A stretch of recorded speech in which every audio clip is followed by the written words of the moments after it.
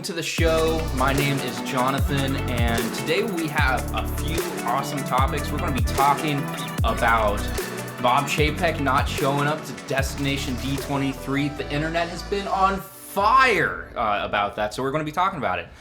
More CEO news. Tom Williams, the CEO of Universal Parks, is stepping down in March, and he has a replacement. So we'll be talking a little bit about that. We're going to do a big discussion on the holidays at the parks. So that's going to be our show today. Let's get into it. Thank you so much for joining us. Speaking of joining us, we have a few guests. Sean Spizzato is here with us. Hello, How are you doing? I'm good. How are you doing, Jonathan? I'm doing great. I am excited for this show, and I'm glad that you guys are here with us. And we have Tricia Kennedy with us. Yes. Hello. Hello. How are you doing? I am doing well, thank you. That's great. That's wonderful. So shall we just jump into it then? Let's do it. Let's do it. Dive. Go. We're just going to dive. Yes. just My cap is on. I'm ready. Yeah, Yes. I got your Speedo and I got everything. All of it. It's All of it. kid-friendly show. Of course. Of course. All right, so our first topic. Since 1987, Tom Williams has worked with the Universal Recreation Group in many different capacities until finally reaching the role of chairman of the Universal Parks and Resorts. Earlier this week, Tom Williams announced that his time at the company will be coming to an end in March of 2022 when he begins his well-earned retirement. Taking his place will be Mark Woodbury, the current vice chairman of Universal Parks and Resorts, as well as the CEO of Universal Creative. NBC Universal CEO Jeff Shell had this to say about Woodbury. Mark has unique and essential insights into everything that makes Universal Parks and Resorts successful. Beyond his ability to create incredibly innovative guest experiences, he has tremendous experience with strategy, financials, stewardship of the Universal Parks brand, and so much more. He has also been a key part of planning the future of Universal Parks and Resorts.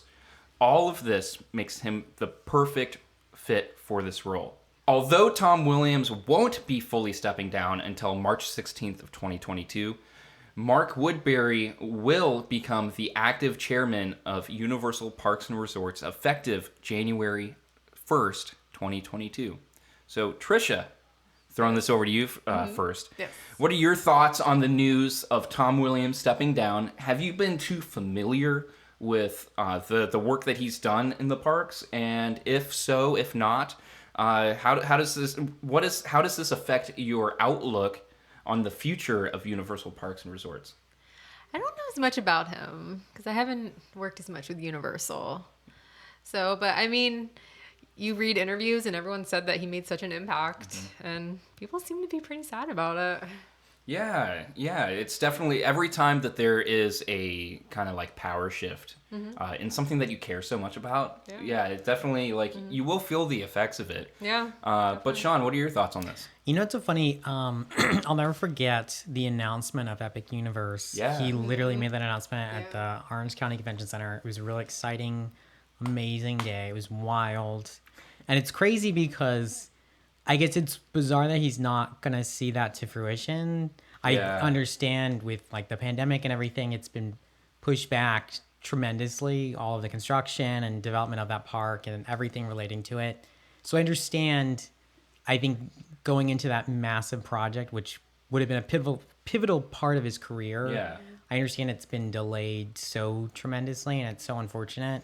But so it's wild, I guess, that he's not going to see the beginning of such a massive chapter for the Universal Parks. Because that is literally, I think they're going to be their largest theme park ever. Yeah. That and the new Beijing park that just opened. Opened. And, you know, he was a part of that, I'm assuming. Oh, yeah, for sure. But with this park here, it's just wild he's not going to see that. And it's so crazy because he announced it.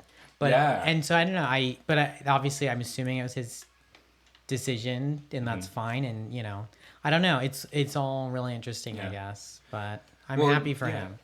Yeah, no, we definitely celebrate he said he had over a 50-year-long career in the theme park industry, and he's been at Universal since 1987. So he definitely has had a long season career and definitely deserves a great retirement. But yeah, what you were saying about Epic Universe, that was kind of like the first thing that like my mind went to as well, is, you know, and I think the first time that I really, like, you know, I knew of him, but the first time that I saw, like, oh, I guess he is actively involved in these projects was that announcement. Yeah. Because, you know, even, like, you know, I had worked at Universal for quite some time, and you've heard, like, we heard a lot of other people higher up in that food chain, but I never really paid too much attention to Tom Williams until that announcement. So yeah, I guess it is a little bittersweet. You know, his legacy is definitely in Epic Universe because that whole project has been spearhead under his leadership. But yeah, it is kind of, I guess, bittersweet that, you know, we will see it. It hasn't been delayed too long. The rumors are 2025 or so. Who knows? Yeah. Nothing official yet. And one thing I have to add, because Yes. I'll never forget the day of that event when he actually made the announcement. You have to quote this one quote from him because it was so incredible. Okay. He said that a universe is bigger than a world.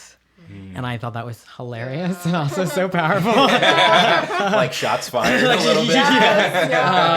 So I don't know. But you know, I'm excited for him. Whatever, you know, I'm assuming this is a exciting, rejoiceful time for him to, you know, look back at his long career with the company and to now transition into, you know, this next chapter of his life. So I'm happy for him. Yeah. And I mean, under his leadership, though, specifically, Universal went from like the tram tour guys in Hollywood to like a industry leader for the theme park industry. Like, I mean, just a few days ago, they got awards for their newest attractions in Beijing and also Secret Life of Pets, and a bunch of the Super Nintendo World stuff got quite a bit of awards too. I'm sorry, I'm blanking on specifics on that, but like Universal just saw a bunch of awards for their efforts in just the past few years. And so under Tom Williams' leadership, Universal has literally gone from someone who had almost no foot in the race to now someone that, like, a company that Disney is competing with head on, and they're neck for neck up there. And so that's just not an easy thing to achieve. And under his leadership, they did that. Yeah. What gets me excited about the future, though, is that they say the person who's stepping up is Mark Woodbury, and the fact that he's not just like the vice chairman, which obviously makes him the obvious choice because vice chairman to chairman, like, it makes sense. Yeah. But that's not his only role. He's also the CEO of Universal Creative. Like, Universal Creative is the Imagineering for Universal. So this guy is in it when it comes to the creative development for these parks. It's not like they're just promoting like a CE, like a, you know, someone who's been on the board and knows the finances of the parks and like a money guy. Like, this guy is actively involved in the current projects. Like, he has his hands full with Beijing, and which has turned out to be an amazing park. And he has his hands full with Epic Universe. Like, these are the projects that he's been working on as the leadership of Universal Creative. And I think that he is, just based off of the work that he's done in the past, he seems like not just a good fit, but like really the perfect fit for the Universal parks. And I think that the future looks really bright with him, because hopefully the fact that he's been a part of creative so much in the past, hopefully those projects and that vision that Universal's been so strong with pushing the industry forward, I feel like hopefully that will continue over with this new leadership. So I think honestly the only thing we can do is applaud Tom Williams and say thank you for everything he's done. Yeah, exactly. Yeah. And I'm very excited to see what the future looks like. Yeah. Yeah. Anything else you guys would like to add to that? No, we're not going to be Back to the Future anymore. We're going to look forward. I'm excited for all that's to come with just the Harry Potter aspects. Yeah. Everything that's come with Hogsmeade, and then of course with oh my gosh, Diagon Alley. Diagon Alley. Yes. Thank Yeah. you so much. And it's of course obviously probably more than likely going to extend into Epic Universe. I don't know. That was such an exciting acquisition that they were able to make as far as obtaining the rights for the parks, Yes. Yeah. and it's been so almost like revolutionary Yeah. in so many regards. But so I don't know. I'm excited to see what's to come, and Yeah. I'm excited for the future. I'm excited. Yes. I mean, of course. Of course. All right, so with that down, let's move on to the next topic, and the next one is there's some fire involved with this one. So D23 is one of, if not the biggest Disney event put on by the Walt Disney Company. A smaller version of that event is happening this weekend at the Contemporary Resort at Walt Disney World called Destination D23. Although when the schedule for the event was released back in July of this year, stating that CEO Bob Chapek would be making several appearances throughout the event, both fans and media outlets alike have noticed that those scheduled appearances have been removed from the itinerary. With tickets being sold out and fan expectations for the event beginning to shift, Disney spokesperson Jacques Whaler made a statement saying that the cause of the subtle removing of the CEO was due to scheduling conflicts. However, others believe that it could be due to overwhelmingly negative reception with diehard fans. This comes to us from WDW News Today. It became most clear that Chapek could not appear in front of Disney fans after his brief meet and greet with guests on October 1st at the Magic Kingdom. While some asked the CEO for a quick pick, others heckled him from afar over budget cuts, mass layoffs, and the nickel and diming that have been a hallmark of his regime as either the head of the theme parks division or now the entire company. Once the heckling started, Chapek bolted from the scenes to a backstage area. Chapek being booed as he walked on stage on Saturday wouldn't be a good look for the CEO, so he simply won't appear, according to sources inside the company. All right, guys, this story has, like I've said, just taken over the internet. People, this is, it seems like every time Bob Chapek's name shows up in the media, it just becomes the story. So yeah, with Disney being more so of like the things that you keep track of the most. Yes. Yeah. Just what are your thoughts about this story? Maybe some of the context that this story's taking place in. Yeah. Starting with you, Tricia. Like, what do you think about this? I know Disney fans are going crazy over this. Crazy. Like the petitions that are out there to get him fired. Oh, I know. I mean, they're getting crazy number of signatures. It's crazy. If you post anything about him, it's just negative responses. Wow. And people do not like him. It's pretty crazy. And since he has a contract with Disney, I think what a lot of people don't realize is that if he gets fired out of his contract, he then gets like multi-million dollars. Oh, yeah, because there's like a... Because he has the contract. So, You have to buy him out of yeah, that you have to buy him out. So, I don't know. So, what are your thoughts specifically pertaining to like him? Like, what does it make you feel about the event? Because a lot of fans like bought ticket. Like this event sold out before they ever removed him from the schedule. So fans bought tickets to this event, or at least thinking that the CEO Bob Chapek would show up to the event and be a part of that event. What are your thoughts now that he's just not there? Does that change the way you think about the event, or? Not really. I think so many people didn't want him there. It might have been a smart move for them because he probably would have walked out and started getting booed. And so many Disney fans are so passionate about it that I don't know what would have happened. So it was probably probably the best idea for him not to show up. So do you buy that the reason for, because since this article came out, I do want to say that Disney has responded to some of these articles saying that people are claiming that it's because he's afraid of being booed, but Disney themselves are claiming that it is for scheduling conflicts, which seems to be the catch-all phrase. If something goes wrong, scheduling conflicts. Yeah, exactly. It's the easy answer. Yeah, so like, do you buy that? Like, what do you like? It's a pretty big coincidence. Yeah, pretty big coincidence. Yeah, I don't know if I buy it. All right, so Sean, what are your thoughts on this story, the circumstances surrounding it? Like, what do you think the reasons are for all this? It's a funny, I know more recently, and there's been a lot of changes to the Disney parks, at least on this side of the hemisphere, specifically on the West Coast and the East Coast. Disneyland during COVID saw the elimination of annual passes. Then they saw that being recreated under a new, different format, which is still pretty similar to the previous. That was up for a lot of debate. A lot of people were upset. A lot of people had a lot of mixed feelings. Specific here, on the East Coast, where we are with Walt Disney World with their annual pass system, it was a complete rework.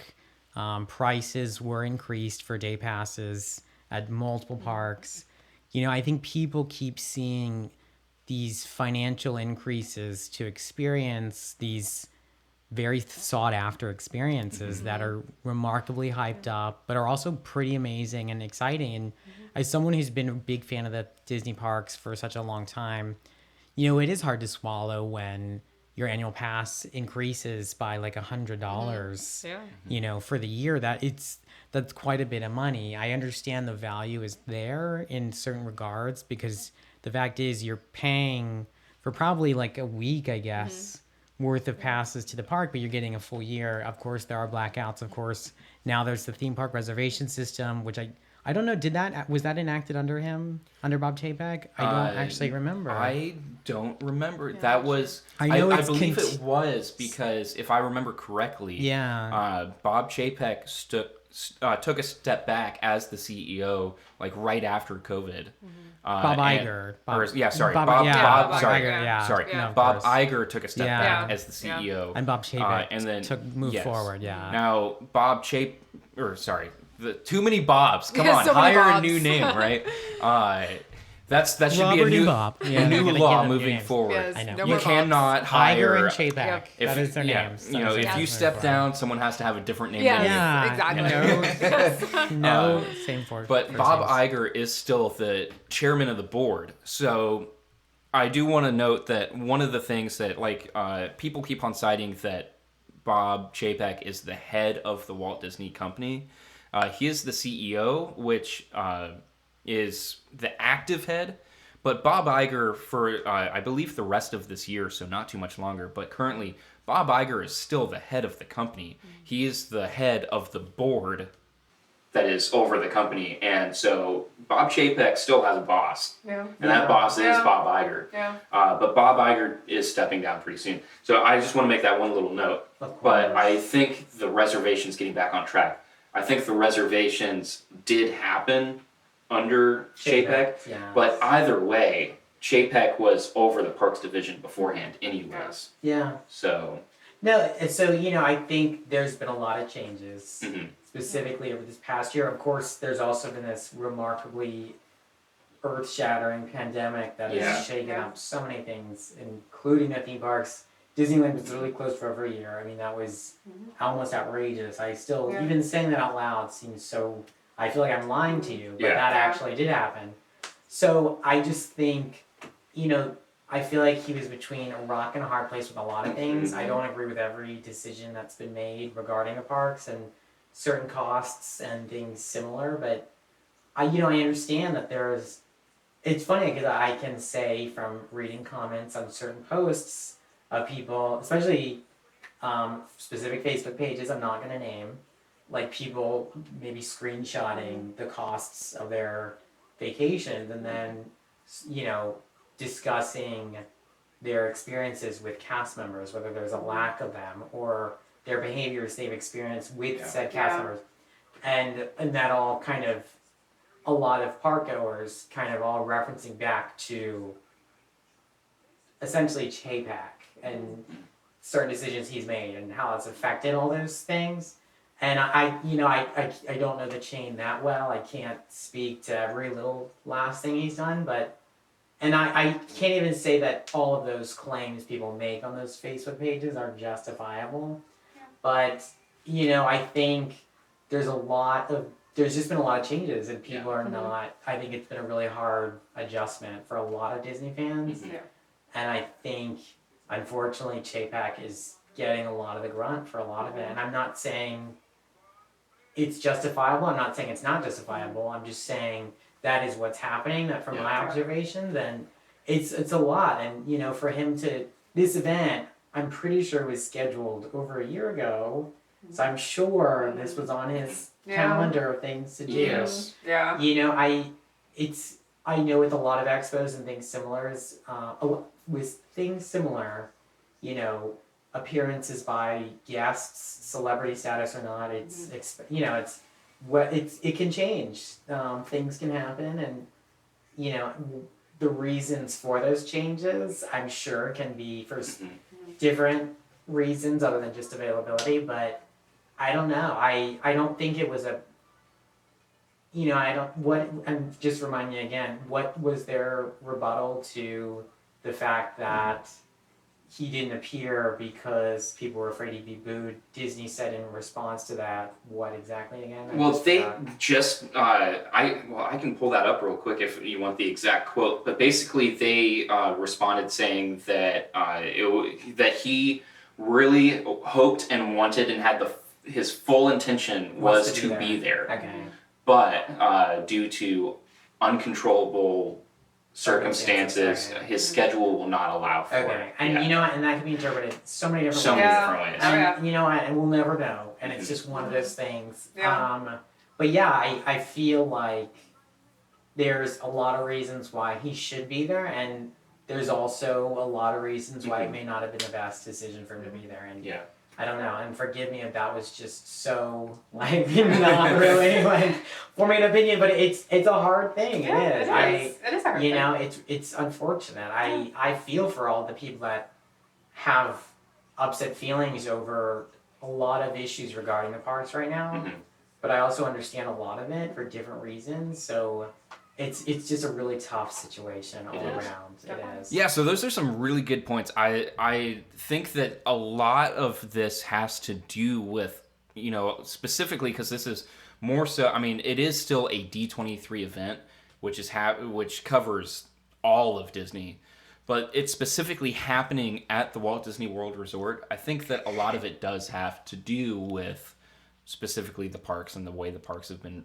ran, and the fact that regardless of how you feel about him, the majority of the press on Bob Chapek has been negative. So I agree with you that a lot of that history probably does play into this. But yeah, I also want to I kind of want to address this article a little bit more head on. We did read a little bit of an excerpt from it, and I just want to for a lot of the people that are watching this, I want to kind of speak into a little bit of how to read articles. These days, it is so easy for people to just read a random website, and not to say this website was random. They have a pretty big following, but just generally speaking, it is really easy for someone to read a random website and just automatically believe that whatever they read is true because they read it on a news site. Because traditionally, growing up, when something was written in New York Times or whatever, and it gets published, you can take it to the bank that that's how it is. But word travels so fast through so many different online media news websites now that we really do have to be careful about the way we read things. We got to take things with a little bit of a grain of salt nowadays. just because it is so easy to spread things like wildfire over the internet. And Disney has very clearly come out and said Bob Chapek had every intention to be at Destination D23. And they say that it is scheduling conflicts. Do I buy that for a second? No, I do not. I'm not defending Bob Chapek here. Not at all. I think that D23 is the company's biggest event. It is the Super Bowl for Disney. You know, it is we are getting all of our forces ready and we are going hard for D23. Like, it is the event. It is Star Wars Celebration for Star Wars, but Disney. You know, it is like the big event. And as the leader of the company, there is no way that Bob Chapek didn't know about this or had a scheduling conflict. Like, it doesn't matter who you schedule. It's like, if you're the leader of your company and your company is having a massive event, it doesn't matter who you are, that event gets priority. So if there were scheduling conflicts, D23 gets the priority with that. Like, and I just do not buy for a second that it was actually scheduling conflicts. But going back to what I was saying earlier, I think there's just been, it's been insane how much this story has blown up on the internet. Just seems like everyone is talking about it. And I just want to say that this article definitely, you know, it doesn't come from Disney itself. Disney itself did not say that Bob Chapek is taking a step back because public relations and all that. Disney did not say, this did not come from Disney Parks blog or any official channel from Disney saying that he's afraid of being booed. That's been the big headline all over social media and YouTube and all these different outlets. And I just want to put that out there, that the only real source that we can take for certain is either, you know, people who have a long history of putting their name on something and saying, you know, I have heard directly, like, or Disney themselves. And I know that this article says that they have inside sources, but those inside sources are not credited by name. Those inside sources, we don't know what position inside the company they are. They could sell turkey legs at Magic Kingdom for all we know. Or they could be Bob Chapek's right-hand man. Like, we don't know who those inside sources are. That's true. If they even do have an inside source to begin with. And I'm not throwing any shade. I'm just saying, because of these things, we have to read these articles with a little bit of a critical eye and take everything that they're saying with a grain of salt. And since it's not coming from an official source, I just think that us as fans, us as people who love the parks, we really need to just have some, like, we need to treat the parks with as much respect and love as possible. At the end of the day, it's theme parks. It's something that we love, but it's just theme parks. You know, it's something that we should have a good time with. And I know there's been a lot of drama, and it's really easy to get caught up in this one news outlet said that Bob Chapek's showing up because he's afraid of the fans. That may or may not be true, but until we either hear that this inside source was, this is the person, this is their name, and this is they were inside the room when Bob Chapek had a meeting with the board saying, this is why I'm not going. You know, unless we hear that or the Disney company themselves say something, we do need to take that with a little bit of a grain of salt. Or even just as a rumor. Or as a rumor. It's not factual. It's not factual. Yeah. You know, it could be, but it's not confirmed factual. And so exactly. That's why it is technically a rumor. But, you know. Yes. So I did want to throw that in there. But like I said, I'm not trying to defend Bob Chapek. I think that whatever reasoning for why he's not there, it is definitely not because of scheduling conflicts.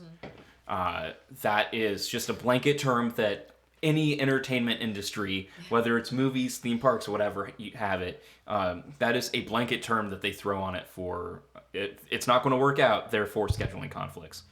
I don't believe for a second that it is scheduling conflicts, because if it was, D23 should have that priority. You're the head of a company. This is a big public event that you're putting on for your company. You should be there. That's personally how I feel about it.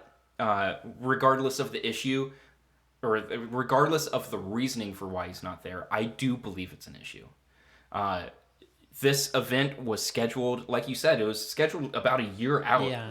And back in July is when the actual schedule came out, where they had item for item. This is the time, like the bullet point schedule came out in July.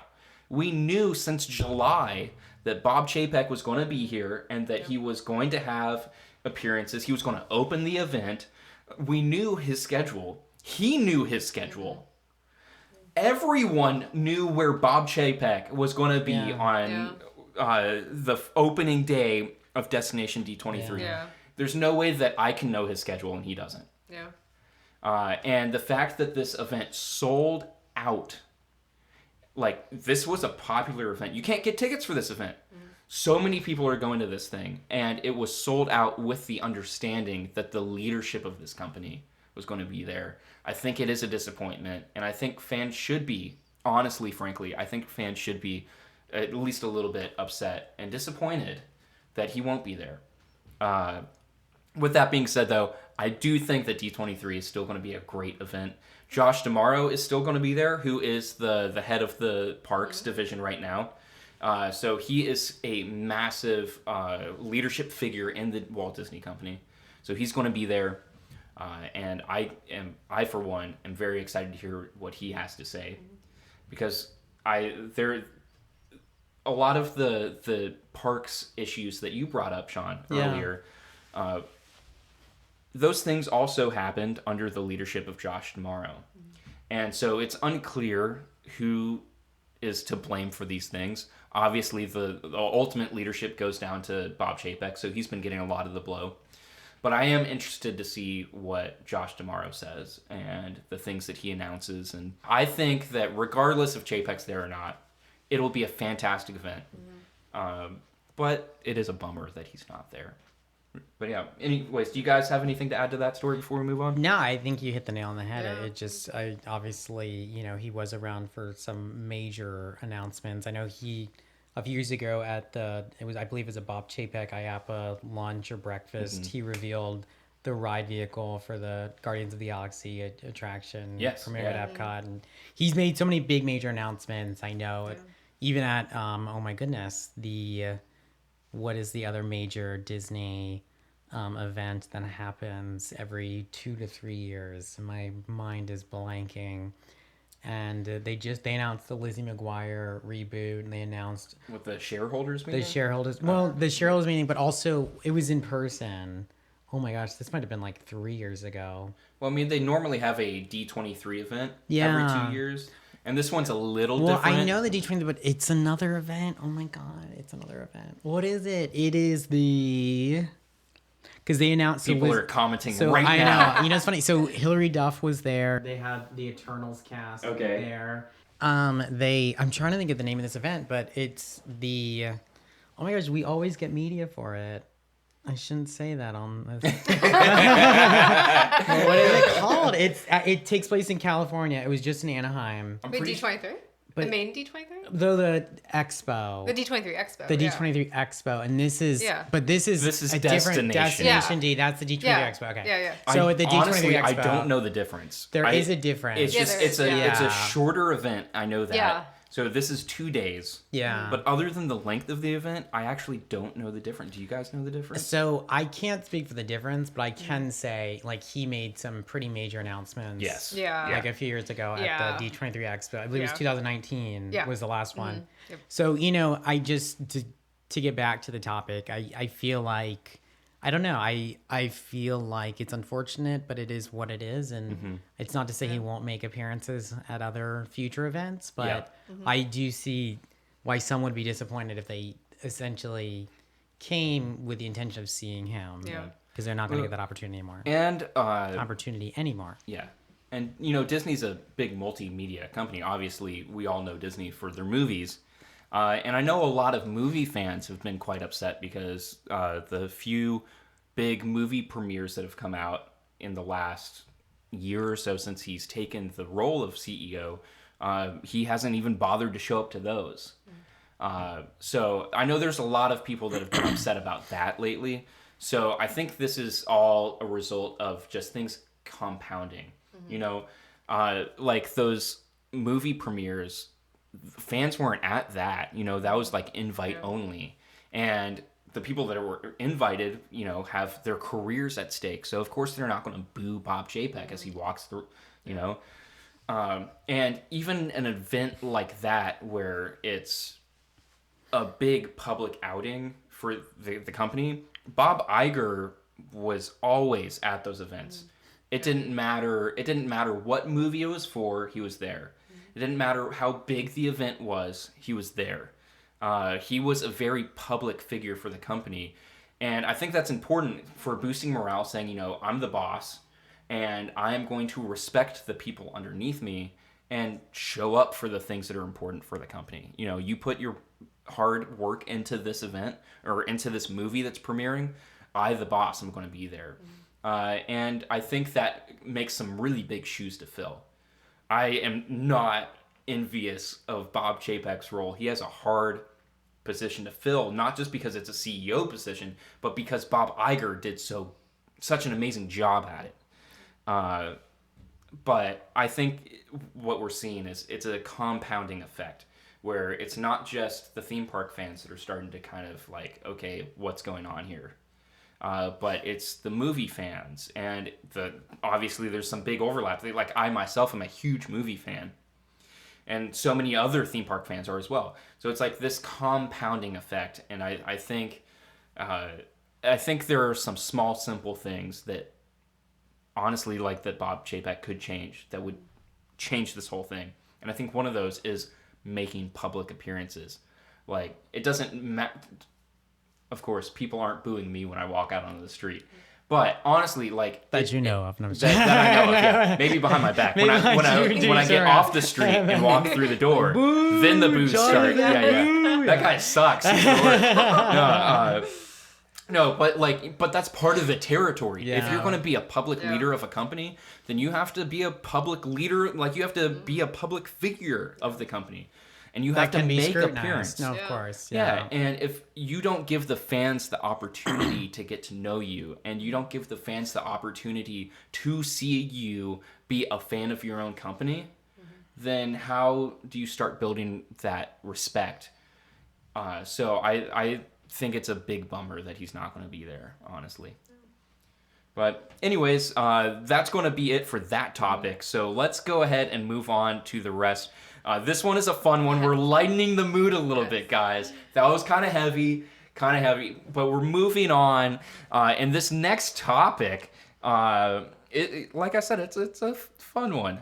No more boo-hoos. No more boo-hoos.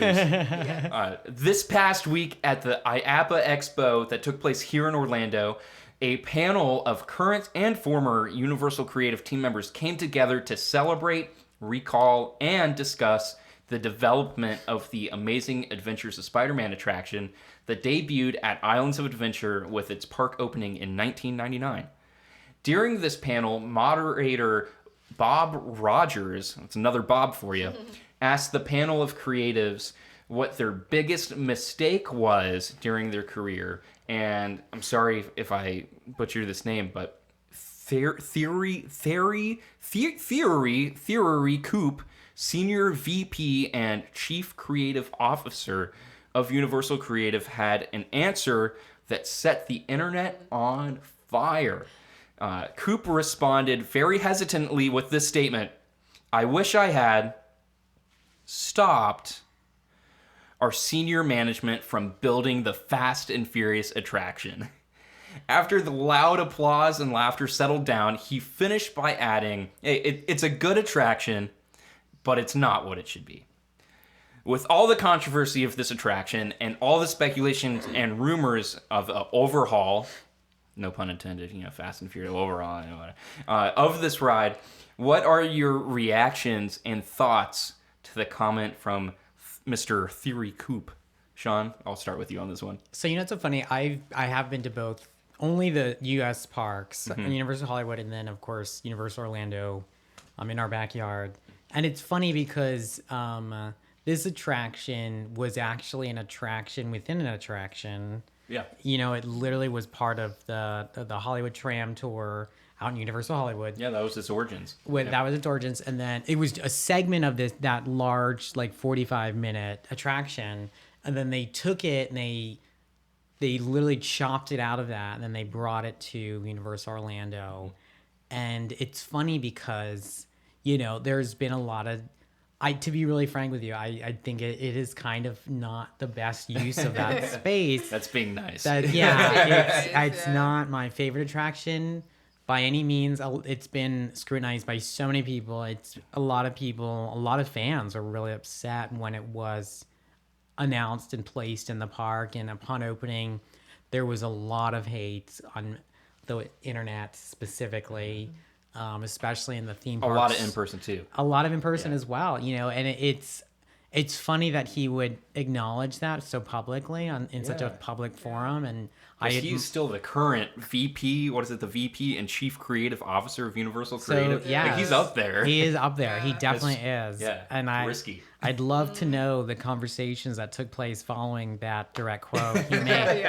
But behind the scenes, of course. But, I don't know. I respect his honesty. I mean, it's just true. It's really not a really well-reviewed ride.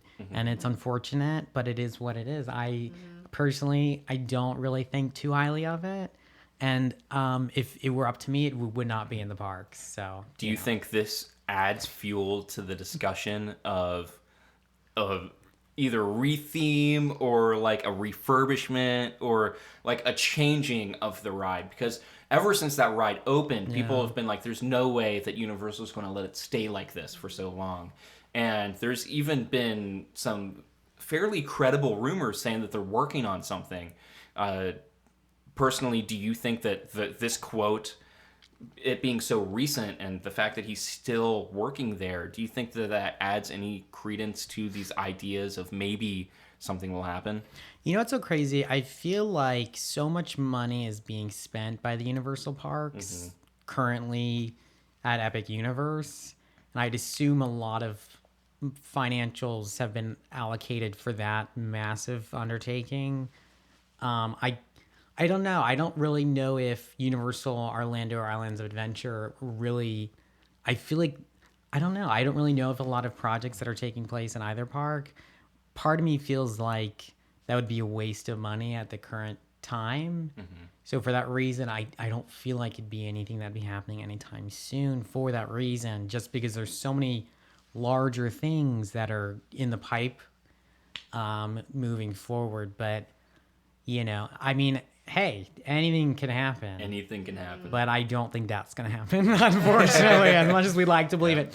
I don't know. It just seems like a waste of money and time at this point. I think it was a mistake. It is what it is. I feel like, in time, but I don't see in any time I don't personally think in any time in the near future they're going to spend money on that. I don't. Yeah. Tricia, what do you think? What do you think about these quotes? Do you think what were your initial reactions? And then also playing into the future of that attraction, do you think this changes the way you see it or anything like that? I appreciate his honesty. That's for sure. Yeah. I mean, it's kind of just all right, this is what it is. Not much we can do about it now. It's there. But I think that ride's also funny because if you go with friends who have never been before, they kind of want to just see how bad it is. Oh, it's like the ultimate and prank so, almost. Yeah. So it's you have to do it because they just want to see what it's all about. And then it doesn't disappoint. Well, it doesn't disappoint because it does. Exactly. That's the point. So, yeah. And I don't know. I don't feel like they're going to really do much with it. I don't know. I almost feel like you have to start over. Yeah. It's kind of at that point. I always call it the slow and disappointed. Yeah. But if there's one thing that they did get right, it does make me furious when I get off the Yeah, ride. that's It true. might not be fast, but I am furious when I'm off the ride. Yeah. But I tend to agree with you guys that Universal just has their hands tied right now. Yeah. I'm sure that if they wanted to, they really could do something with the attraction. But they didn't put it there thinking that it was going to be an e-ticket attraction. They kind of knew that it was going to be a little bit lower. I don't think they knew that it was going to be as bad as it was because it had mixed reviews in Hollywood, but they were more positive than negative. Like they did lean more positive, just because of the context of where it took place. You know, that ride. It's not a ride. It's a segment, like you said, of the tram tour. And I think people were a lot more lenient on that attraction because of that. And then you take it out of context and you just make it its own attraction. That's really where not all of its flaws come from, but quite a bit of its flaws do come from. And, you know, they've spent quite a bit of money at the two parks that they have right now, with, you know, Hagrid's being introduced, Velocicoaster, Born Stuntacular at the other park. Now they're closing Shrek 4D and they're refurbishing the Mummy, and you know they're going to be doing something with Fear Factor that just shut down. So it seems like they have their hands full with quite a lot of projects, and on top of that, they're building one of the world's largest theme parks in Orlando too, at the same time, just down the street. So I love that he was bold enough to say this in public, and I love that it was received well by the fans, you know, because it is like, even like when I walk down the streets and I walk past Fast and Furious, just the random people that are walking by me, like people that I don't know, and, you know, I don't know if they're theme park fans or if this is their first time here. You cannot walk past that attraction and not hear someone snicker about it. You cannot hear someone make fun of it or say that was like the word. Like, you cannot. So I love that they addressed it, and the fans, instead of like getting all up in arms about it, but they actually decided to laugh a little bit and have a good time with it. So I appreciate that. But keep on hitting my microphone. But like you guys, I also believe that attraction will have something done to it for sure at some point. Like, there's no way, obviously, the creatives know. So something will happen, but like you guys, I don't think anything will happen to it soon, relatively soon. Maybe after Epic Universe opens, but we're stuck with it for now, I think. And the thing is, like, you know what Universal can do. Yeah. Too. So it's just kind of like, then this is what you get. How did It's this like, happen? Yeah. Yeah, it is funny that he claimed that was his biggest mistake in his career. Like, we didn't stop management. That's so funny. But anyways, we're going to move on to one last topic, and it's not really a topic. It's more of a question.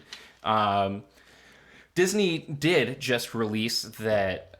They did just release a whole bunch of new first looks at some of the characters that you guys, people in general, will be encountering on the Galactic Star Cruiser, which is the big 2-day experience Star Wars hotel that they're building just outside of Hollywood Studios.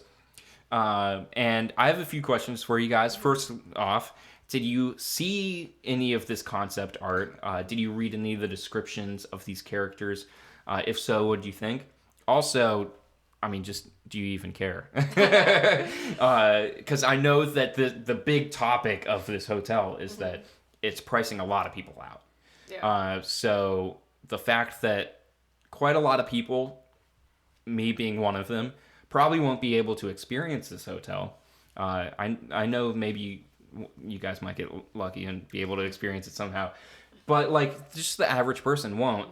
So did you see all of this? Did you read the descriptions? But also, like, does it matter too much to you guys? What do you think, Tricia? I don't know if the characters matter as much to me, but just the whole atmosphere of it sounds really cool. Yeah. I mean, thing is, it's selling out. Like, you look at the dates on there, and people are buying it. So, I mean, although it's so expensive, people are somehow doing it. That's the real Disney magic yeah, right there. exactly. Getting overly expensive things to still sell out. They'll probably go into debt over it, but But that's not Disney's problem. exactly. Yeah. Yeah. So, do you have any plans on experiencing this hotel? Like, are you just fingers crossed that maybe you'll I mean, I want to somehow. I'm hoping somehow it will happen. somehow, some way? Yes, I'm hopeful. So cool. So, what about you, Sean? What do you have any like care in the world about this announcement? The characters. You know, it's so Yeah. funny. So I've seen a lot of the concept arts, I guess, following the first announcement of the actual Star Cruiser, and then some of the, I guess, images that were continue to be released after that. I can't say I've seen these character animations or, I guess, imagery. I did not read their bios. However, I know along the terms of what they're going to be doing, which is essentially fueling the story that is this experience. And, you know, I don't know. I'm excited. It's weird. I guess it just depends how they actually come to life upon in the actual hotel. Like, I don't, and I guess, and I'm asking this literally because I don't know, like, are they going to be like people in like costumes? Like, are they digital figures that you see on screens that kind of guide you along your journey? Like, I think that will, I guess, in my mind, I can't help but wonder what their physical presence during this experience, because I you know, that really makes a big difference. Definitely. But I don't know, I'm excited for it. As far as like if I were to experience this hotel myself, to be remarkably frank with you, there is a part of me that is like wondering, Curious. yeah, like if I Yeah. should do it, or if I don't know. I that's something I have gone back and forth with. I know it's not going to open for quite some time. I guess when does it open? Is it opening next year? March. correct? I think. March of next year. Yeah. So, you know, it's going to be there, I'm assuming, for quite a bit of Yeah. time. So, I don't know. I can't really answer that question. Yeah. To be really honest with you, I don't know. Okay. So But- I did see the concept art, and I'll be honest, I was reading through it, and I got maybe halfway down the list before I was like, why am I even bothering? Like, why do I care? I'm not I can't spend the kind. So, I don't know. So jokingly, like, that's kind of how I felt. But for real, I did kind of stop reading halfway through it. I think that the characters that they're showing are very interesting. There are characters they didn't really mention. I was surprised. This hotel is marketed towards the hardcore Star Wars fan. If you are a hardcore, die-hard Star Wars fan, you have to live Star Wars at this hotel. Like, it's going to be an experience you can't miss. Yeah. Like, that's what it's geared towards. But all of these character descriptions were kind of not geared towards Star Wars fans, because a lot of these characters were different, like, they were different species in the Star Wars universe, and a whole bunch of interesting characters in terms of the perspective of the lore. Like, I'm forgetting the name of so Grand Admiral Thrawn. If you're familiar with Star Wars lore, he is a sheik. A sheik, I believe is how you pronounce. I don't know. He's the name of his species. The captain of this ship looks to be the same type of species as him, which is very interesting because we have not really seen too many of his species in the Star Wars universe. His planet is very famously in the lore off, like, out towards the Outer Rim, and they have done their best to stay away from the conflicts of the galaxy. And nowhere in the storyline of this character did it mention their race or their species or any sort of backstory of how she ties in to the larger universe. All it was just like, oh, this captain is very adventurous, and they've had a lot of adventures, and her main priority is to make sure that you have a good time. So when you go to the bridge, That's where you can find her. You can find her on the bridge. So when you go to the bridge and you see her, she's going to make sure that you have a great time. And that's how like this was all worded. And it was that way for every single character, where it was really more promoting the experience and less so talking about the lore of these characters and how they play in, which I thought was very interesting, because all of the marketing up until recently has been, this is for if you live, eat, breathe, die Star Wars, you have to experience that. This hotel is for you. You have to experience it. And a lot of the marketing as of lately has kind of gone away from that and has been like, this is just going to be a great experience. So if you want to pay for the best experience on fluff kind of. Yeah, it's very fluffy. It's like, if you want to pay for the best Disney experience, this is the experience for you. Yeah. And they've kind of gone away from the Star Wars fan and pushed it more towards the Disney fan. Like the mainstream kind of Disney. Well, just like, it's not you're visiting the park for Star Wars, but you're visiting because you love Disney. And so it's kind of confusing the way that they're marketing it, because I see this hotel appealing a lot more towards a Disney Parks fan than someone who is a Star Wars fan. And that can be one and the same. Like I am a Parks fan and a Star Wars fan. So it can all be one and the same. But I feel like it's definitely gearing more towards the Disney Parks fan. So it's just been a little strange to see marketing shift that way. But do you guys have anything else you would like to add to that?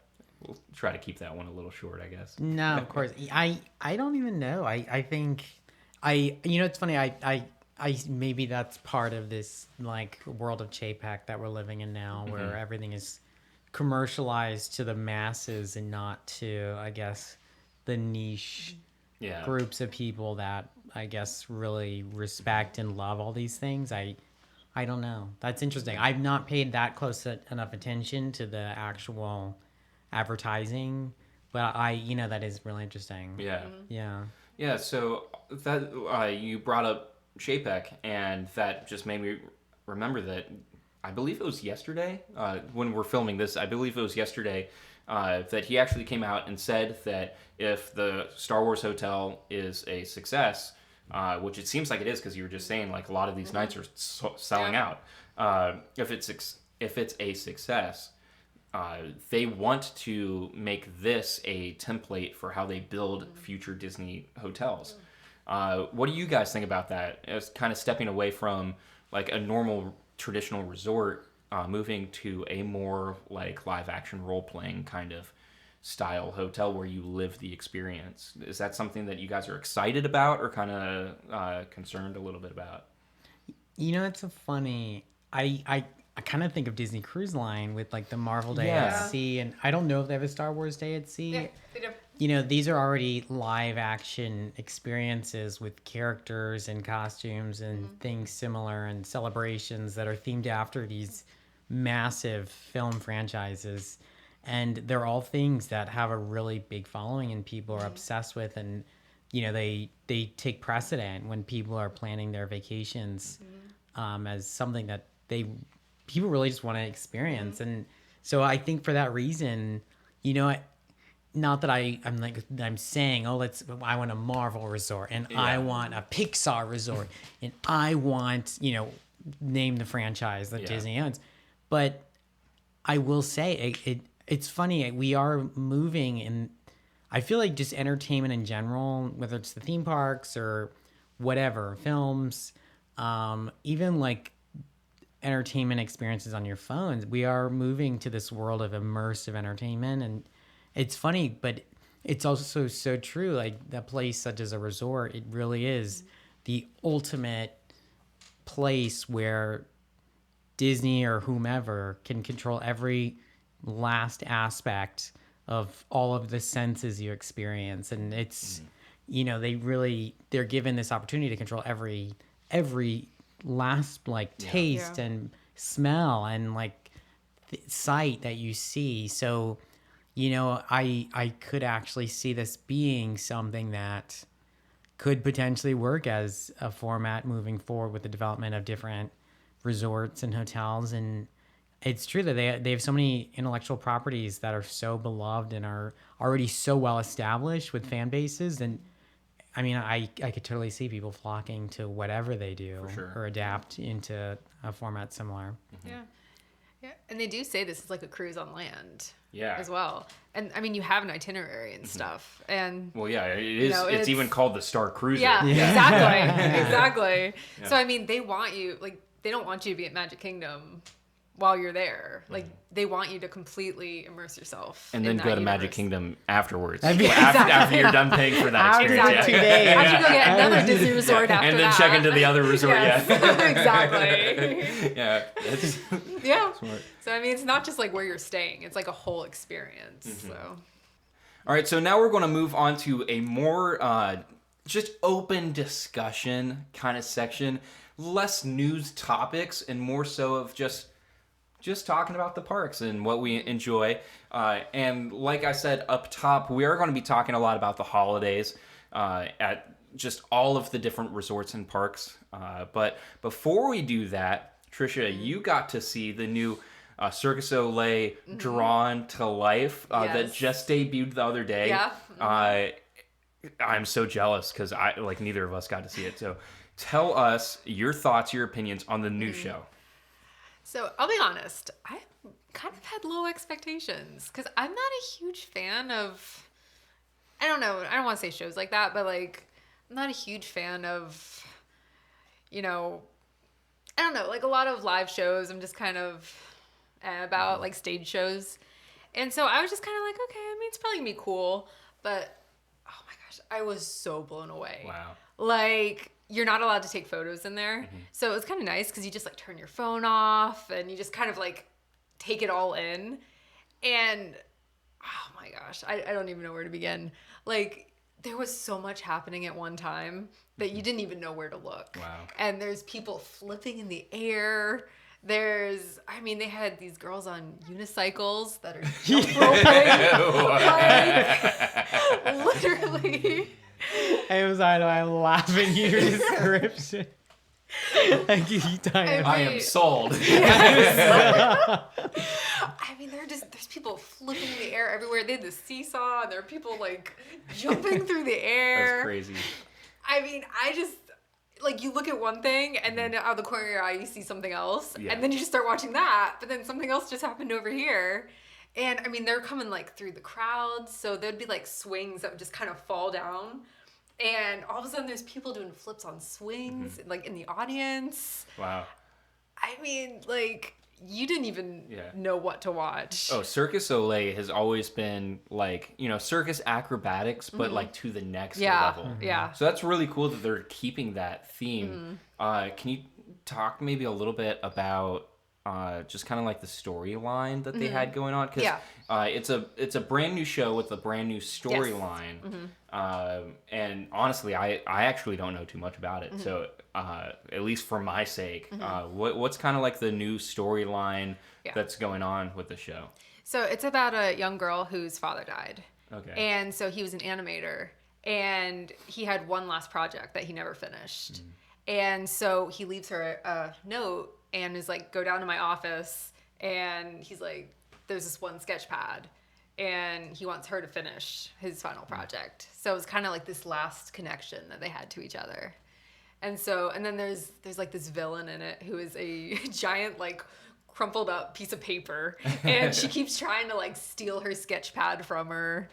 And so that's cute. Yeah. And I mean, adorable. and then like it's her imagination basically.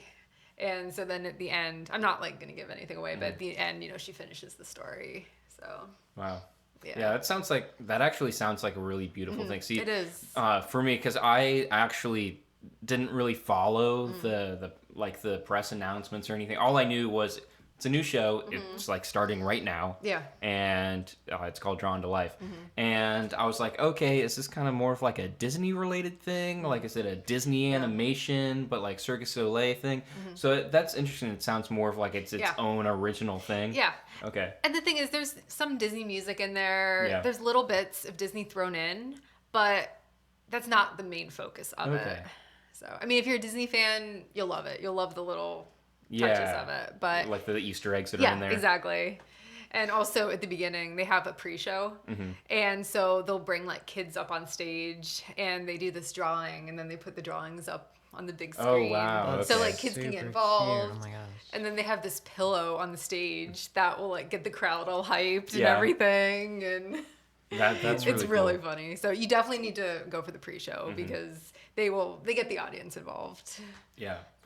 That's really cool. I haven't seen a show like that, like a theme park show like that in quite some time. You know, like I've always kind of compared Cirque du Soleil and Blue Man Group kind of together because it's like kind of like that big next level paid separate ticketed event kind of thing, the show that they have outside of the resorts. Yeah. Or well, outside of the parks, it's in the resorts. And with Blue Man Group being gone at Universal, and Cirque du Soleil's been closed for quite a bit too, because not just the pandemic, but also they've been, you know, working on their new show and all that. It's kind of like this is the first time in 2 years or so that we've had a big show like that. So it's cool that it's coming back. Yeah. Like that those things are coming back because those have always been a great option where it's like you've spent so much of your day at the parks and the parks are closed. Maybe you want to do something else to add a little bit to your experience at the resorts. These shows have always been a great kind of like plus event.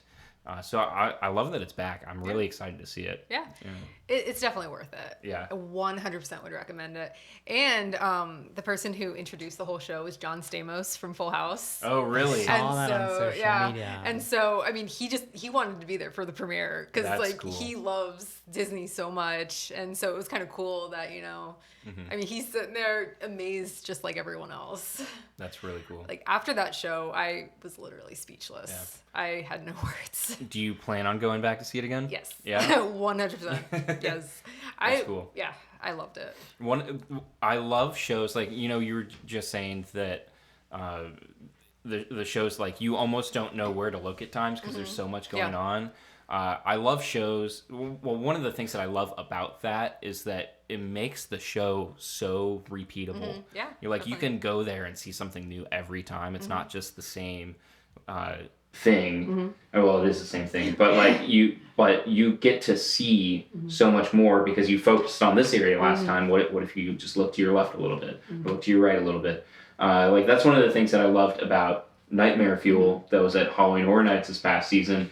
Was that there were times where there was so much going on that you felt like, man, I got to go back to see that again, Yeah. so I can get all the crazy little Definitely. things. So that's really neat. Do you know how much the average ticket price is for that off the top of your head?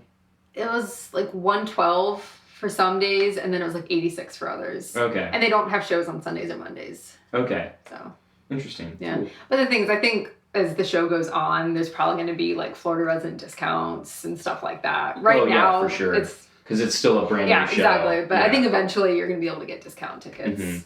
So. Yeah, I remember before this show, their last show, they had a bunch of like the ticket prices fluctuated a bunch. Yeah. Lanuba. Yeah. Yes, Lanuba. Yeah, Yeah. that's it. Yeah. Yeah. And also, there's not a bad seat in the entire place. Really? Like, I walked up to the top and just to kind of see what that view would look like, and you still have an amazing view. Wow. So, you know, don't be, you know, afraid to, you know, if you want to spend a little bit less, get the farther back seats. Because you're still going to be able to get the whole experience. Okay. So. That's a really good tip. Yeah. Do you have any plans on seeing the show? You know, it's so funny. At the current moment, I do not. Yeah. However, I just know that is a very reputable brand. Yes. Like Cirque du Soleil, and everything they do. And Lanuba was such a fantastic show. And it was at Disney Springs for like so long. oh my gosh, I think like a decade. It was like an incredible amount of time. It was 18 years. That's why. Wow. That's Almost 2 actually decades. amazing. Yeah. Almost 2 decades. Yeah. So I like to think I may make Yeah. plans You should. to go see it. Maybe we'll see Do it it. together. Yes. But everything I've seen about it does look actually incredible. Yeah. I know it's had a crazy journey to get to this point with, you know, COVID happening during the production of it. But no, I think I might actually check it out. I do. I might wait for a discount. I'm not gonna do Yeah. But That's just what I 'cause was it's going to say. just a little steep, but I'm not gonna lie. I know it's worth it. I know it's very it is you're getting a lot for your value. I do believe definitely. that. Yeah, I think I might go see it later on when it's not $100. Yeah. But yeah, that is a great thing what you're saying, like that there are some really like there's not a bad seat. So it might be a good option to wait a few months. Like if the $100 price tag is a little too steep for you, waiting a few months for that initial rush to kind of calm down. I'm sure just like their previous show, it did fluctuate quite a bit. So yeah, I'm very curious to see it because, like you said, Circus Olay is a very reputable brand. Like people know it, and so I would be interested to see it. But I feel like, it's so funny, like, but even going back to the price point, I feel like because it is opening during the holidays, and let's be real, like, that's a the really good parks point. are so packed right now, and they're expecting them to be packed right now. Like, we're going into Christmas, which is the most busiest time for the Disney parks. So I can only assume that that the current pricing is where it is because of that, because I'm sure the demand is so high. I'd like to think come January, February, when people are going home and so much of the out-of-towners, the off-season, hopefully that's when there might be some deals and some fluctuation in that pricing. But so maybe then. Yeah. And it's a 90-minute show, so it's like you get your money's worth too. It's not just like really quick and then it's not like a theme park show. Yeah. And there's also no intermission too. Oh wow. So, make sure that like you stop in the bathroom and all that. Yeah. Which also, this was funny, a lot of people were getting confused. Like the men's bathroom's all the way on this side and the women's is all the way on the other side. So you'd have people like looking around like super wild. lost. Yeah. So that's something to know. That's an unusual setup for a bathroom. The restrooms, it's wild. And they do ask people not to leave during the show because they do have the cast like going through the aisles. Oh yeah, you were saying that there's a lot of crowd interaction. Yeah. So they do ask for people to, if at all possible, stay in their seat the entire time because you have the cast running around and swinging from the ceiling and stuff like that. So it could be dangerous to them. Yeah, interesting. Cool. Well, thank you so much for sharing your opinion. That's really cool. I'm actually really excited to check out the new show. But speaking of the holiday season being the busiest time for the parks, the holidays are in full swing at all of the parks except I believe Epcot starts later this month because Food and Wine is still it ends tomorrow. Tomorrow's the last day. So which is November 20th. No. Wow, it's already the 20th? Jeez. Yeah. Yeah. All right. Well, 20th. so probably as you guys are watching this then, now all of the parks are in full swing for the holidays. And so we collectively have checked out the vast majority of them. I don't think either any of us have done SeaWorld or Busch Gardens, but collectively we have seen the rest. So we're going to talk a little bit about our thoughts on the holidays at the parks. Which ones we really love, anything that we feel negatively about. It's just going to be a full open discussion. No rules, no boundaries. We're going to go for as long as it takes, and if we go down the rabbit trail, like we'll just let it go. So yeah, what are your thoughts and opinions on the holidays? Are you in the mood for the holidays this year, or is it still kind of like you still have that residual spooky season still happening? Gosh, you know what? I am a very big Halloween Hornets fan, which I know everyone at this table is also as well. Oh yes. So it's so funny. I recently actually had dinner with a friend of mine at City Walk, literally this week, and it was so wild being at City Walk and they had all these new kiosks where they're selling all these Christmas trees. Which is new for this year. They've never had that before, and it was so exciting to see that. However, it's funny because we were all, my friend and I were nostalgic walking through that area because we're like, oh my gosh, it was just Halloween. And we were upset. We were not upset. We were just, I think we were just a little down at the change of the season, which don't get me wrong, it's an incredible season. I'm excited for the holidays. I think I understand it does come so fast. Yeah. And I understand why it has to, of course. But I am excited. At this point, I've actually only experienced so far when it comes to any parks, any holiday festivities, besides the quick stint in City Walk was Disney's Hollywood Studios with you guys, of course. Yeah. Hey. The group to go with. But no, it's, I love the sound of Christmas music while I'm walking down Sunset Boulevard. I love seeing the tinsel stars. I love all of it. I think it's exciting. It's festive. It's fun. It's special because it's only one time of the year and that's it. And I don't know. I didn't get to see any of the projections on the Twilight Zone Tower of Terror. Oh. Yeah, we didn't stick around. We didn't stick around for the sunset. the nighttime celebrations, unfortunately. But I don't know. I know. Have there been a lot of changes this year as far as like Hollywood Studios? Like, I don't believe there's a whole lot of changes throughout the parks, except for Magic Kingdom is doing things a little bit different because they have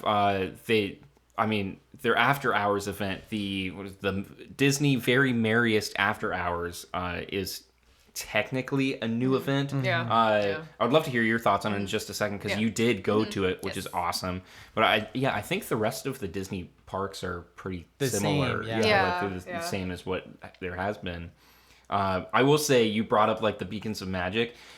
Personally, I don't think I've seen any of them because the few times that I have been at the parks during the 50th, I never stayed till night to see it all light up. Yeah. But the other day I was on top of Bar 17 at Universal. It's on the top of the Aventura Hotel. They have this massive bar at the rooftop, and you can look over Orlando and you get a huge view, and you can see Spaceship Earth from Bar 17. That's cool. All lit up and everything. It was so cool. But like, yeah, you can see like a bunch of the other icons too. But the new like LED package that they put on Spaceship Earth is like, it's amazing. When they say it's a beacon, it is a beacon. Let me tell you. On the other side of Orlando, I could see it. Yeah. Oh, it's incredible. It was so cool. Yeah, like you could even see like the different effects that they were doing on it too. It was so neat. So I'm excited to see that one in person. Yeah. But so you did see the Very Merriest After Hours. Yes. How was that, and how was it compared to previous after hour holiday after hour events that they have done? Yeah. It was fun. I was actually surprised that wait times were long for rides. Because usually the after hours events, it's short. That's like one of the selling points. Yeah, exactly. Yeah. It's usually like 20 minutes or less. And I mean, most of the main rides had like 45-minute waits. Wow, that's wild. Yeah, especially when it's such a short event. So it's kind of like, okay, do you want to be waiting in line for 45 minutes, wasting quite a bit of your time that night? And it's an expensive event, too. It is. Like, I was looking at tickets, they're like $216 or something crazy like that for a 4-hour event. Yeah. And I mean, it includes Mickey ice cream, popcorn, fruit bars, water, soda, and then you get cookies and hot chocolate. But I mean, you're not gonna eat that much. Yeah, you're not gonna eat $216 worth of Mickey bar ice cream. I saw something. I forget what it was, but I saw something Challenge somewhere. accepted, actually. I will do it. I don't remember where it was, but I saw somebody actually added up how many Mickey ice creams you'd have to eat to get your money's worth. I'm sure it's ridiculous. That outrageous cost, Enough to get your stomach pumped. Yeah, exactly. But they have a parade, which the parade was really good. Yeah. They have a stage show, and I only caught part of that because it started raining, and so it was kind of funny though because it's like they just cut power. And then the characters, the characters are just kind of standing there, and then it's magic, the Disney magic. They just disappear. Exactly. So it's like they cut it, and then they just did an announcement that this show is being temporarily delayed. Yeah, and so all the characters just kind of awkwardly walk back. I have to ask you because I've been to the Mickey's Very Merriest Christmas Party, which obviously was the years past event, which has been around for I'm pretty sure like decades. Yeah. So that was as the long first as I can remember. Forever. Actually, Are these I guess the stage show, the nighttime fireworks spectacular, is that all new for this year as well as part of this new, I guess, name for the show? Do you know? It wasn't a new fireworks show. It was not. It's one that is a holiday one. Okay. But it's not brand new. Okay. But honestly, in my opinion, it was one of the best fireworks shows they had. Really? Yeah. So I don't know. I liked it. Yeah. So. And because is the stage show and the parade then the same then, correct, from years past? Yeah. They are, okay. Yeah. I think so. I'm pretty Yeah. sure. I'm actually not 100% sure because I didn't go the past couple Of Mary Mary's, yeah. So I'm actually not 100% sure about that. I don't remember reading about that in all Yeah. honesty, so I can't speak to that myself. Yeah, I actually can't say that for sure. I've been a little critical of the after hour events as of lately. Yeah. Because the parks have been very hesitant to return to a sense of normality across the board. Yeah. Like there are still a lot of offerings that are not being offered. That, you know, like a lot of live entertainment. But one of the big things is like a full-size parade. Yeah. Sure, we have these small little cavalcades to go through, and I actually really like the cavalcades. The fact that they're kind of spontaneous, and you don't have to like wait in this massive like sea of people because everyone knows, hey, at 5 o'clock there's one, you know. But where a parade is more of like, hey, 5 o'clock on the dot, this parade's coming through, and there's always it's a different experience, and I actually do enjoy the cavalcades for that, but I have been kind of critical on the after hours events for the fact that they are, you know, they're very expensive events, and they have been putting them on, and they have been going, for the most part, all out on those events, for the most part, as if COVID is a thing of the past. Yeah. Again, for the most parts, meaning that a lot of this live entertainment is back. We're having these big fireworks shows, and fireworks shows are coming back to the parks, which are great. Yeah. But it's just kind of silly to me that you have to pay extra to see a parade at Disney nowadays. Like, for the longest time, at least like for me growing up, like Disney, when you think of Disney or Magic Kingdom, one of the first things you think of is their big parades that they put on. Like that's like an iconic thing at the parks. And it is just, I think it's a shame, and it is wild to me that the parks have been so hesitant to bring that back. Yeah. But yet they are so quick to offer you an upcharge event where you can, hey, you want to see a holiday parade? Gotta pay extra. Like, it literally, I don't think I could be wrong about this, but I don't think the holiday loop, like the holiday music that they play in the parks, they didn't start playing that in the parks until this past week. Which is weird because they were already doing Very Merry, or that's the name of the Very Merriest After Hours. Yeah. They were already doing that. And it was like, if you even wanted to hear Christmas music or holiday music inside the parks, you had to pay extra for that. Like, it was just, I don't know. So I've been kind of, personally, I've been kind of critical on it. It sounds like it's a great event. It was fun. Yeah. It was definitely fun. Yeah. And the thing is, it started raining, so that kind of cleared out some of the crowds. Well, that's nice. So, the last hour and a half, everything was walk-on. Man, I'm telling you, if I'm paying $216 for a 4-hour event, it doesn't matter how hard it's raining. I am there. Staying. I'm staying. Yep. That's wild. Exactly. Yeah, it's funny. You spoke to the cavalcades, and I actually just want to say this because I'm still upset about this, but technically, the Festival of Fantasy that is not returned, correct? No, not fully. It's funny because now I realize we're going into holidays, but I just, on a completely unrelated note, I just want it to be known to the world that fantasy, that parade, it needs to come back because it needs to. It needs to come back because it is my favorite thing in the world. And it's funny because I know you said you don't like.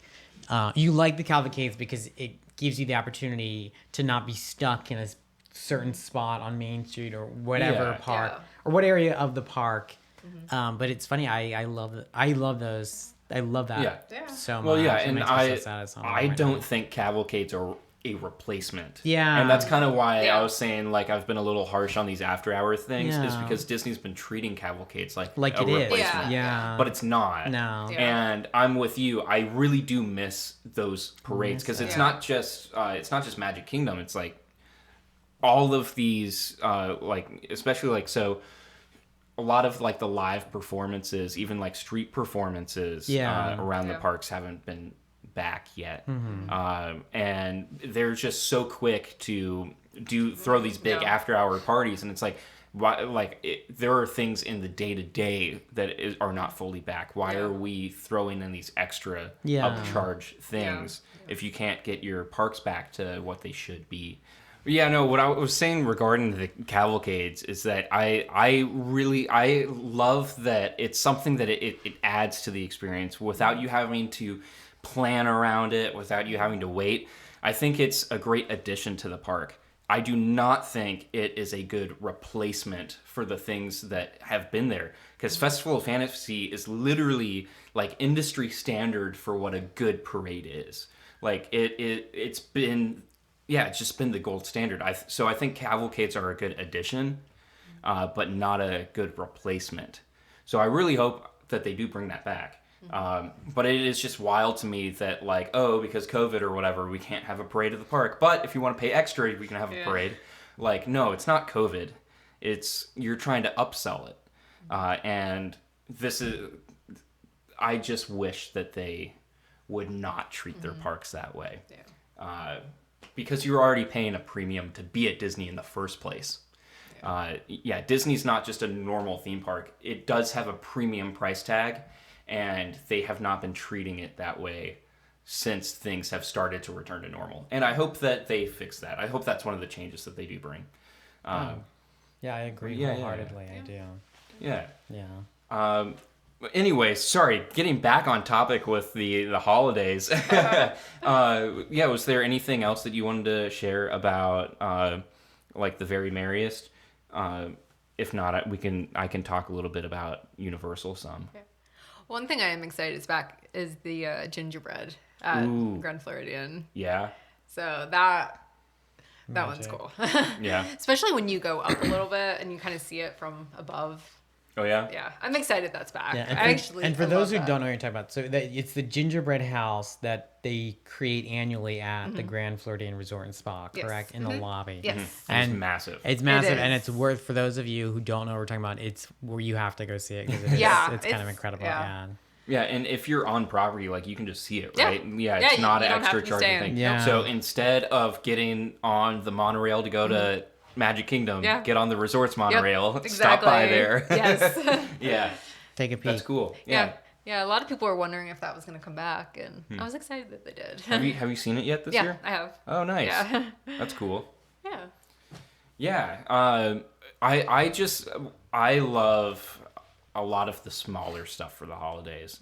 And I talked about this. So I did a video kind of showing off some of the day-to-day Magic Kingdom decorations and stuff, holiday decorations. I didn't do a video on the Very Merriest After Hours because I haven't been to the event yet, but just the day-to-day stuff. I did a tour of that, and I'm currently working on one for Universal.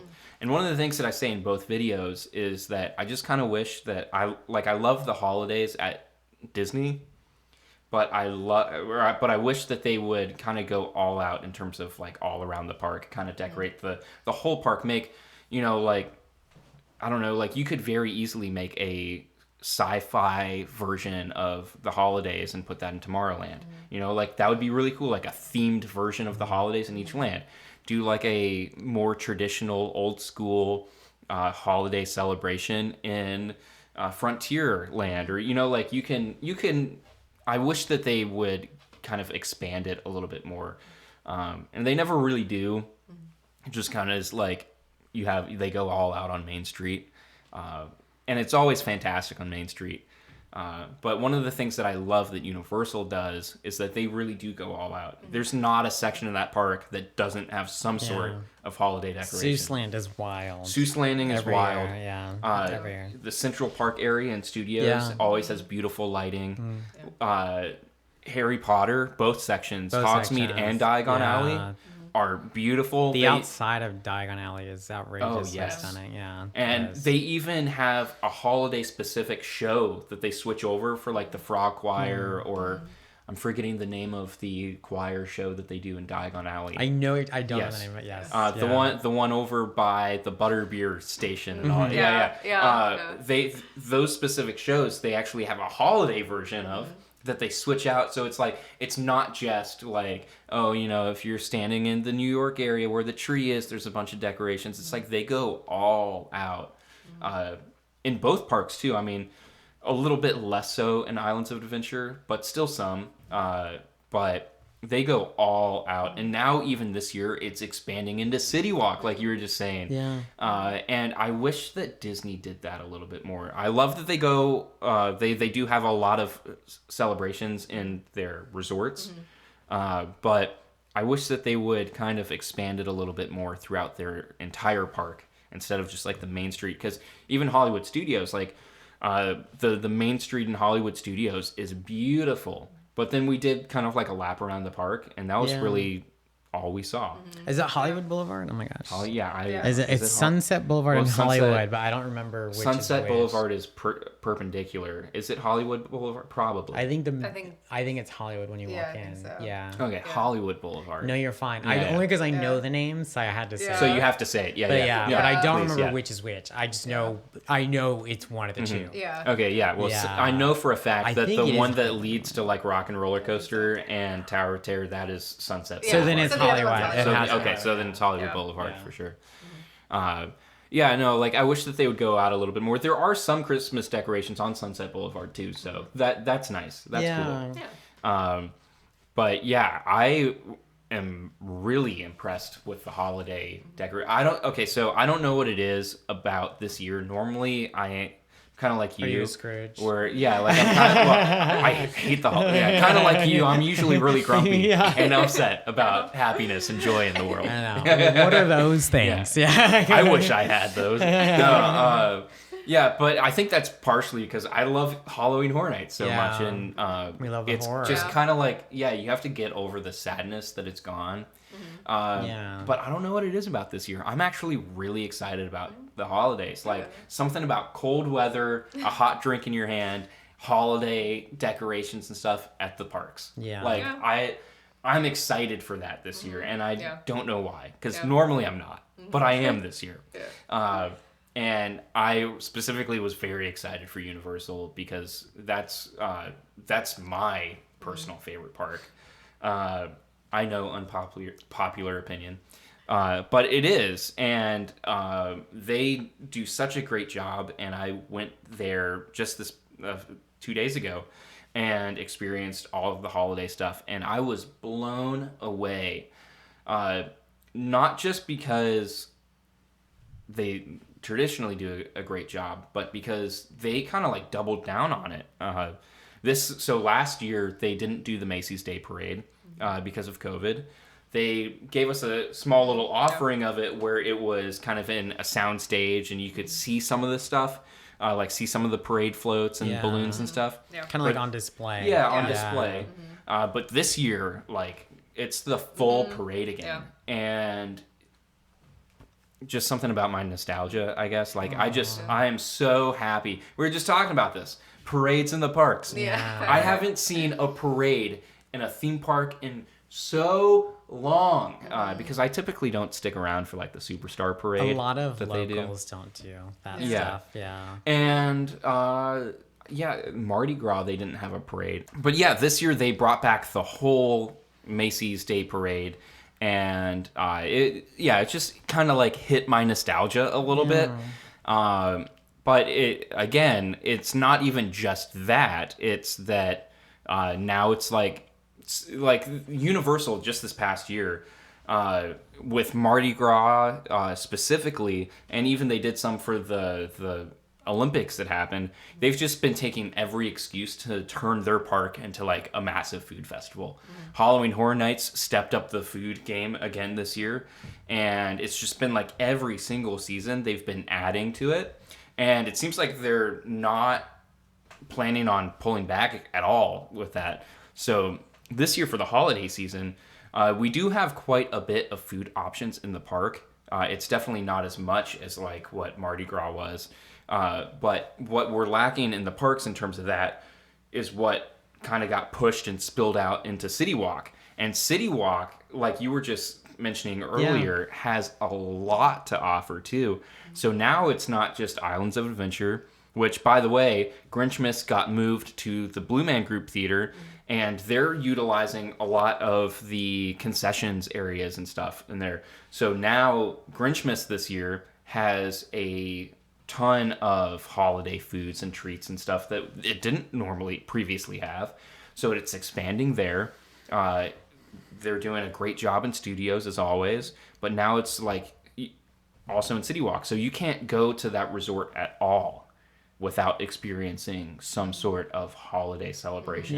Yeah. And I just love that so much. Like, there's not a single part of that resort that isn't like decked out for the holidays. So it was great. It was great. You're jolly for the holidays. I was jolly for the holidays. Yeah. Hey. Yeah.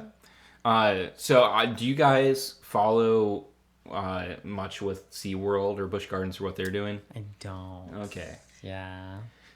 Do you? Yeah, I was at Busch Gardens a few days ago, but Okay. it wasn't Christmas Town yet. Oh, okay. So, I mean, they had like a tree up and they had some of the decorations. They're still setting up for it. Yeah, but it wasn't like in Yeah. full force yet. Yeah, I will say with Busch Gardens, their celebrations are really nice, but it's kind of like restricted just to Christmas Town. Oh, yeah. They're kind of like Disney. They don't go all out for their entire park. They kind of have a section of their park that they put their efforts into that. But I traditionally have always liked Christmas Town. I do too. Yeah. I do too. I'm excited to go this year. Their lighting, like their Christmas lights that they set up, are top notch. Like, Definitely. insane. And I like that it's included too with your ticket. Yeah. SeaWorld, on the other hand, SeaWorld typically puts up quite a bit of Christmas stuff. And I haven't been this year, but I have heard from quite a few people who have been that it is amazing. So I'm excited to check that out. I will definitely do a video or something and post it on the channel for SeaWorld. But I'm excited for that one too. Yeah. I'm excited for what's to come with the holidays at all the parks. I need to actually experience a lot of these things for myself because now we're talking about it, and I'm just like, oh my god, I didn't do it. I was a fan. I know. I don't know. Literally. I know. I'm questioning myself, but no, I'm excited for all of it. I'm really ready for I'm ready for the holidays. I guess I am. Yeah, you're at least getting there. I am. I know. My Scrooge, he's going away. So I'm gonna have to close him out and let the jolliness and the fake snow on the snow. Main Street, USA, just enlighten. Oh no, you me. got to pay extra for that this year. Well, there goes that. Yeah, there you go. But at Universal, they have Snoke during the parade. Oh, there we go. There it is. Disney Springs is doing it too. Okay, Disney. There you go. Disney Springs has Snoke. Yeah. Well, I love that. Let it snope. Let it snope. Let it snope. Exactly. All right, guys. Well, with that, I think that is going to wrap it on our very first episode of the podcast, still untitled. We'll have a title soon. But yeah, we talked about quite a bit. And, as always, if there's any discussions that you want to have or be seen on this show, leave a comment down below of the things that you want to talk about. If you guys want to get in touch with us, you can always contact us on social media. That will also be linked down below and on our title cards as well. So feel free to reach out. Let us know what you think about the podcast, if there's any topics that you want to talk about or discuss, and all that fun stuff. But yeah, thank you guys so much for watching. My name is Jonathan, and I want to say thank you to Sean and Tricia. Where can everyone find you guys? You can find me on Instagram at Sean Sposato. Nice. Also, I'm on Instagram, Tricia611. Perfect. Well, thank you guys so much for being here on this podcast. I had a lot of fun. Yeah, I had fun too. Hopefully this is just the first of many. Yes. But anyways, guys, that is going to be it for us. Remember, guys, the adventure lives on.